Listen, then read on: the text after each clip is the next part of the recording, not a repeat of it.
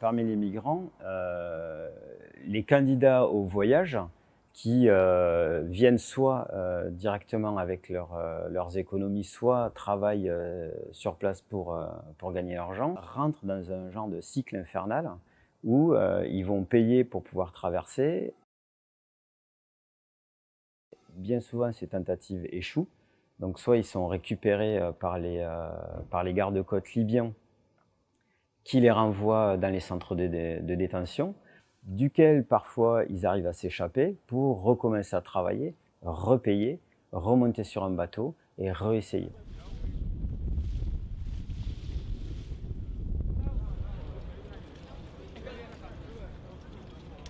Ce sont des lieux fermés, gardés, où il y a une restriction de mouvement, où les gens sont enfermés.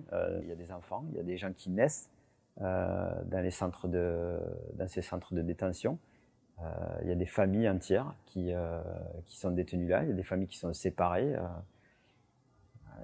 pour aucune raison criminelle, juste le fait de vouloir avoir un meilleur futur ailleurs.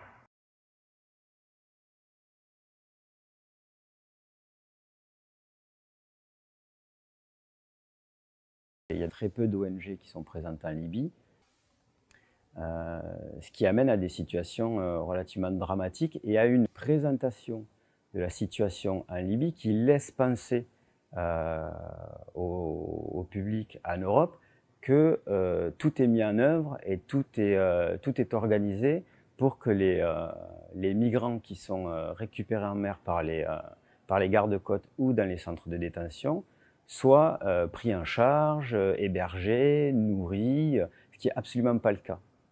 Il n'y a pas de camp de réfugiés en Libye. Ce sont des centres de détention, des prisons mal organisées, qui entassent des centaines de personnes dans de faibles mètres carrés pour pouvoir les contenir, et qui en plus se font bombarder pendant les conflits de Tripoli.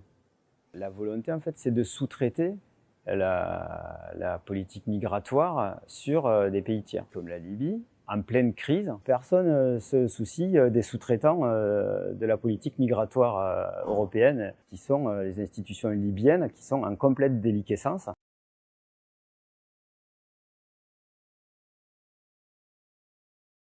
La journée du 25 a été assez particulière. Ça a été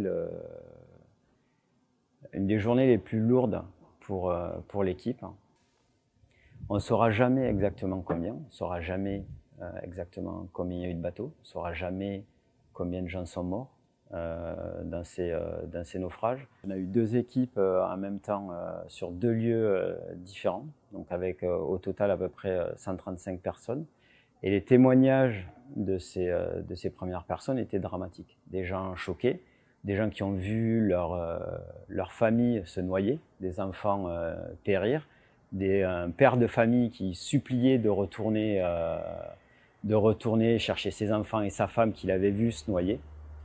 Et plus tard dans la soirée, 2 autres bateaux ont été récupérés avec à peu près 190 personnes à bord, qui eux apparemment ont eu plus de chance entre guillemets que les premiers bateaux. On ne peut pas s'y habituer, on ne peut pas faire comme si de rien n'était.